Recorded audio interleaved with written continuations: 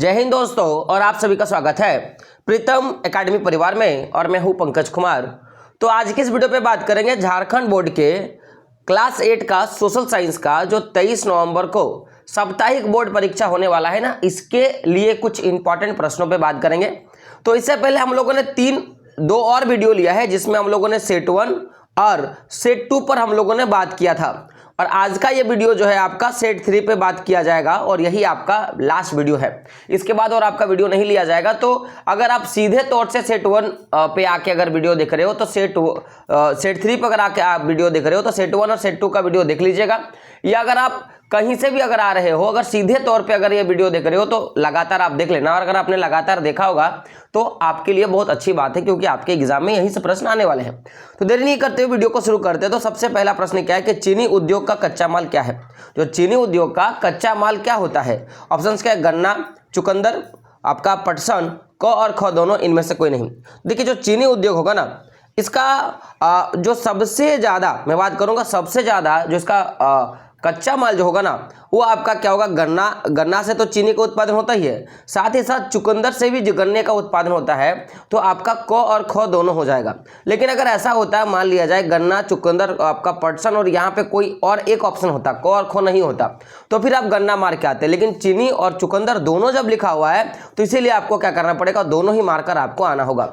तो चीनी उद्योग के लिए जो कच्चा माल होगा, गन्ना और चुकंदर दोनों ही होने वाला है। अगला प्रश्न है आपका, सहकारी क्षेत्र के उद्योग का उदाहरण देना है। देखिए, सहकारी 3 तरह के क्षेत्र के उद्योग होते हैं। एक तो आपके निजी होते हैं, जिनमें केवल किसी खास व्यक्ति या खास संस्थान का ही अधिकार होता है, किसी दूसरे का नहीं होता है। दूसरा आपको मिलता है, एक आपका क्या होता है? सहकारी। क्या होता है? सहकारी, जिसमें कुछ चीजें, जैसे मान लो कि पार्टनर बोल सकते हैं, जिसमें आधा खर्चा सरकार देगा और आधा खर्चा जो है वो कोई प्राइवेट संस्था देगा या कोई किसी एक निजी व्यक्ति के क्षेत्र में रहेगा। और तीसरा आपका क्या होता है? पूरा का पूरा सरकारी, जिसमें पूरा नियंत्रण क्या होता है? सरकार का होता है। तो 3 तरह का होता है, जिसमें खास व्यक्ति का नियंत्रण होगा निजी होगा, जिसमें सरकार और किसी खास व्यक्ति का नियंत्रण होगा सहकारी, और जिसमें पूरा नियंत्रण सरकार का होगा वो क्या हो जाएगा? आपका सहकारी। देखिए, आपका ऑप्शन क्या है? हिंदुस्तान एरोनॉटिक्स लिमिटेड, मारुति उद्योग limited, steel authority of India और आनंद मिल्क यूनिट। तो 2 का आंसर क्या हो जाएगा? ऑप्शन नंबर घ। देखिए, ऑप्शन नंबर 2 घ है ना, आनंद मिल्क यूनिट, ये आपका क्या बोल सकते हैं? यह सहकारी समिति क्षेत्र के अंतर्गत आता है, जिसमें सरकार और साथ ही साथ खास व्यक्ति का दोनों का जो है यहाँ पे अधिकार है। आगे बात करते हैं। 3 नंबर का प्रश्न है कि निम्नलिखित में से कौन खनिज आधारित उद्योग है? ऑप्शन क्या है? लोह इस्पात, सूती वस्त्र, कागज और रेशम। तो 3 का आंसर क्या हो जाएगा? ऑप्शन नंबर क। तो लोह इस्पात उद्योग जो है आपका खनिज आधारित उद्योग है, तो ऑप्शन नंबर क क्या होगा? आपका सही होगा। अगला प्रश्न है, भारत का सिलिकॉन घाटी शहर को कहते हैं। देखिए, सिलिकॉन घाटी किस शहर को बोलते हैं? तो सबको पता है, इसका आंसर क्या हो जाएगा? आपका बेंगलुरु। तो बेंगलुरु को जो है आपका सिलिकॉन वैली बोला जाता है भारत का। ठीक है। अगला प्रश्न है 5 नंबर का। प्रश्न क्या है देख सकते हो। प्रश्न पे बात करें तो इनमें से कौन वन आधारित उद्योग है? ऑप्शन क्या? वनस्पति तेल उद्योग, चर्म उद्योग, आपका लाह उद्योग, चीनी उद्योग। तो 5 का आंसर क्या होगा? ऑप्शन नंबर घ। ये जो लाह उद्योग होगा ना, ये आपका क्या है? वन आधारित उद्योग है।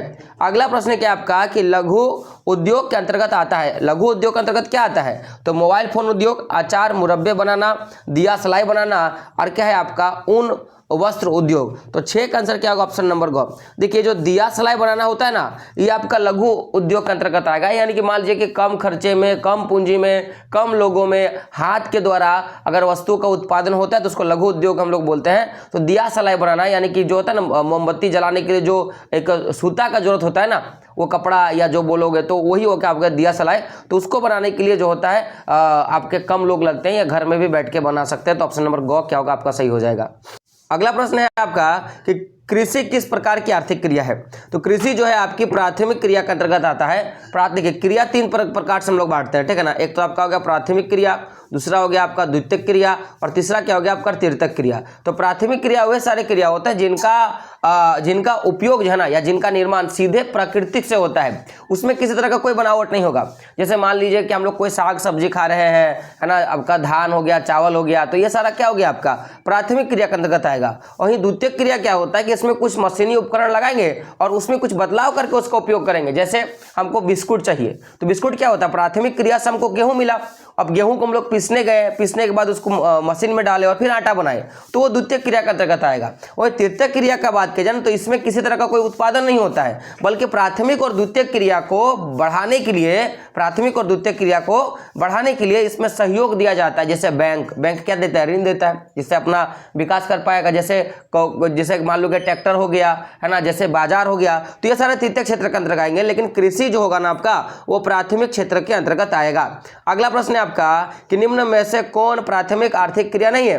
देखिए कौन जो है प्राथमिक आर्थिक क्रिया नहीं है, तो खनन हो गया, मछली पालन हो गया, पशुपालन हो गया और उद्योग हो गया। तो देखिए खनन का बात किया जाए, आपका मछली पालन का बात किया जाए या आपका पशुपालन का बात किया जाए, ये सारे के सारे प्राथमिक क्रिया के अंतर्गत आता है। लेकिन उद्योग जो बोलोगे ना, उद्योग, तो उद्योग जो होगा वो तृतीयक क्रिया के अंतर्गत आएगा, ये बात याद रखिएगा, ठीक है। अगला प्रश्न है आपका, देखिए प्रश्न है कि निम्न में से कौन द्वितीयक आर्थिक क्रिया है। गेहूं से आटा बनाना, कृषि कार्य करना, खान से कोयला निकालना, मछली पालन करना। तो देखिए गेहूं से आटा बनाना, जो कि बिस्कुट वाला मैंने अभी आपको एक उदाहरण दिया था, तो ये आपका क्या होगा, द्वितीयक क्रिया के अंतर्गत आएगा, ठीक है। अगला प्रश्न क्या है आपका 4 नंबर का कि निम्न आर्थिक क्रियाओं में से तृतीयक आर्थिक क्रिया पहचानने के लिए बोल रहा है कि तीसरा आर्थिक क्रिया क्या उसको पहचानना है।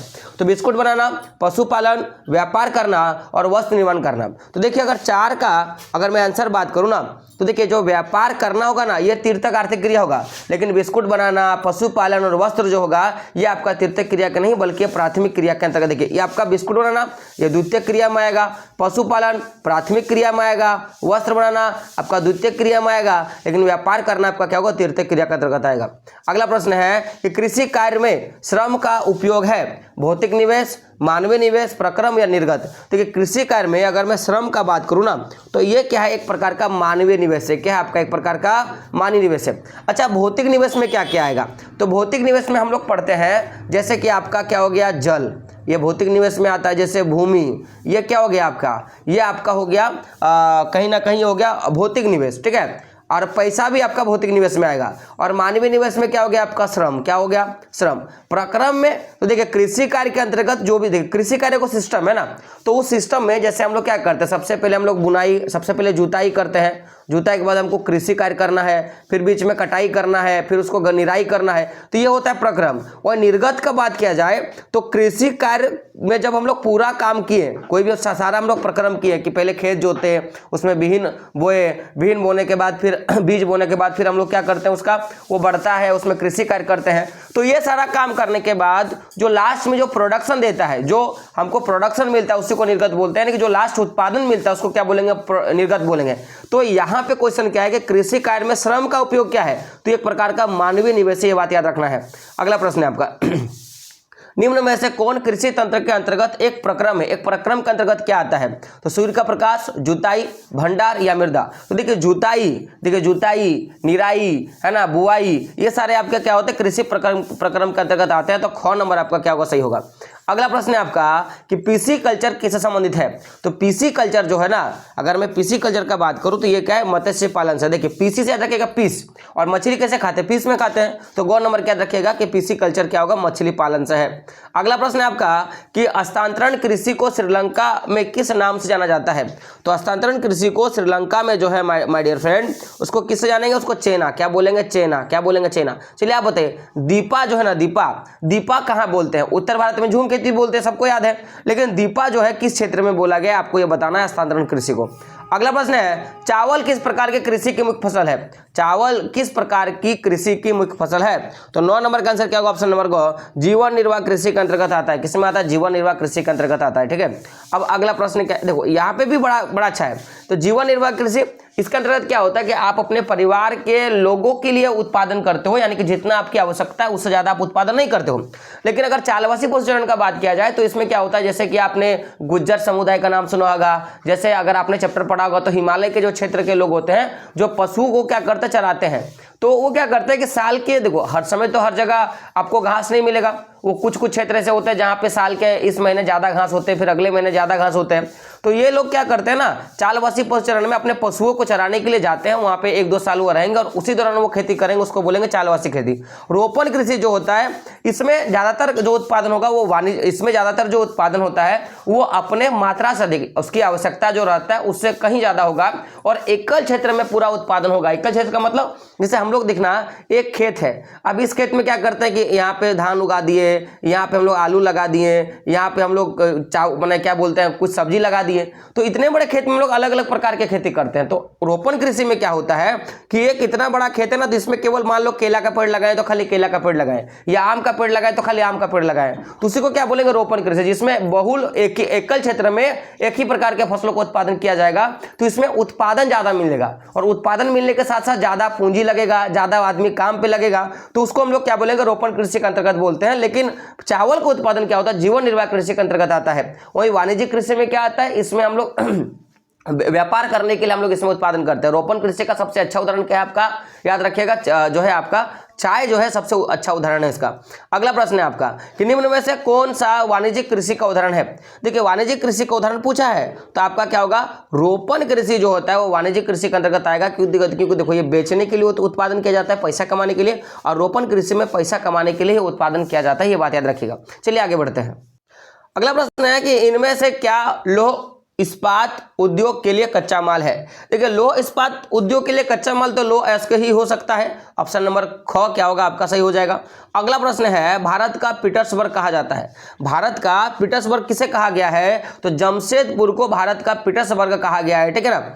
अगला प्रश्न है कि इनमें कौन सा प्राकृतिक रेशा नहीं है। देखिए प्राकृतिक रेशा का बात क्या है कि जिसका उत्पादन जो है अब प्रकृति से नहीं बल्कि कृत्रिम रूप से किया गया है। तो देखिए आपने रेयान का नाम सुना होगा, जिसको पॉलिस्टर कपड़ा में उपयोग किया जाता है ना, तो वो आपका कृत्रिम रेशा नहीं है, बाकी सिल्क, ऊन और कपास जो है आपका प्राकृतिक रेशा है।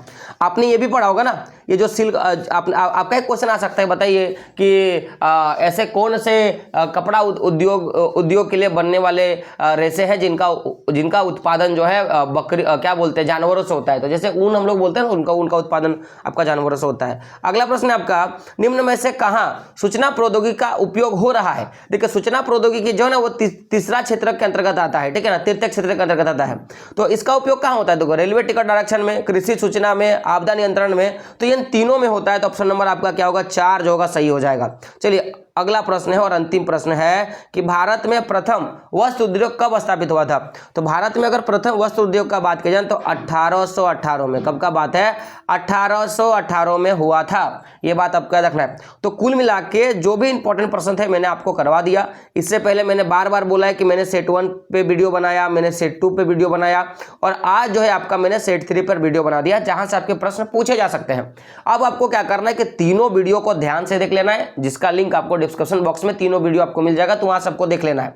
साथ ही साथ जो भी हमारा टेलीग्राम ग्रुप है या जो भी व्हाट्सएप ग्रुप है वहां पे भी आपको ज्वाइन हो जाना है, ताकि टाइम टू टाइम सीधे रूप से आपको अपडेट वहां से मिल जाएगा। जो भी पीडीएफ आते हैं, जो भी न्यूज आते हैं, सारा कुछ सारा आपको वहां पे मिल जाएगा। उम्मीद करता हूं वीडियो पसंद आया है। साथ ही साथ आप चैनल पर नए हो तो इतना तो आप जरूर करोगे कि आप चैनल को सब्सक्राइब जरूर करोगे और बेल का आइकन जरूर प्रेस करोगे और अपने दोस्तों तक वीडियो को शेयर जरूर करोगे। तो मिलते हैं दोस्तों अगले एक वीडियो में, तब तक के लिए जय हिंद, जय भारत और आपका दिन शुभ हो।